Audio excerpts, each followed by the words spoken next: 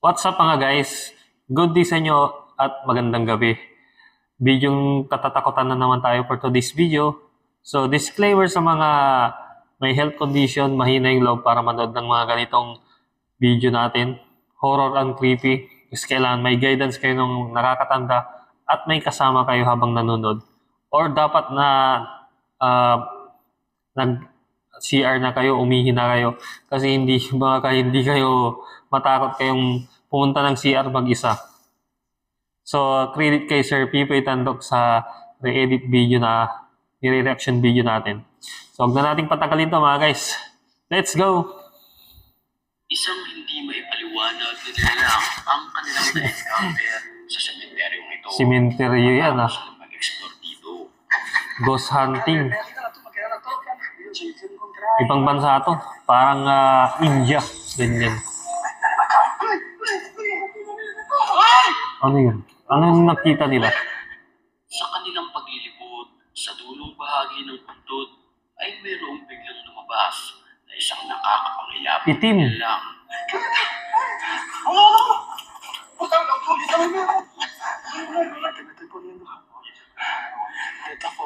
Ano kayo nakita nila? Ang creepy naman.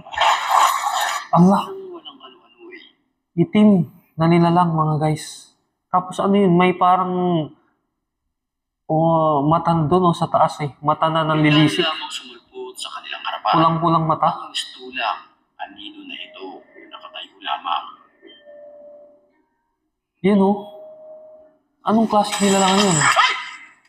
Palipat-lipat ang ang nilalang. Wala na doon. Nawawala siya. Umalis sa lugar.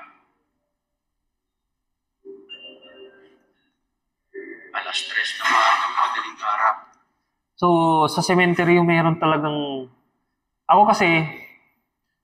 Pero ako nag-explore na ako sa cemetery dito sa Manila North Cemetery and Manila South Cemetery sa Makati.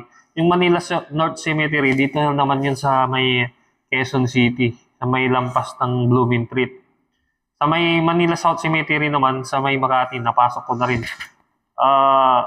Medyo kahit maliwanag o araw, nakakatakot talaga kasi ang luwang ng Manila South Cemetery at Manila North Cemetery mga guys. Lalong-lalo na sa gabi. Pero meron namang mga residents sa loob eh, may mga nakatira. Kaso nga lang, magkakalayo yung mga illegal settlers sa loob ng cemetery. So pag gabi nakakatakot mga guys. Pag ganun, kikilabutan ka eh. Pag mga ganun, gabi na, nakakatakot. Next clip na tayo mga guys. Ano yan? Nilalang na ito na nakasuot ng Nakaputi. mahabang damit. Ito ay naglalakad sa gitna ng kalsada habang takot na takot naman ang nagbi-video. Solamente Anong klaseng nilalang yan? llanto. Pero naglalakad siya eh mga guys, hindi naman siya na ano eh. Bastante triste. Este video Kasi kung multo yan, di ba lumulutang siya? Levitate.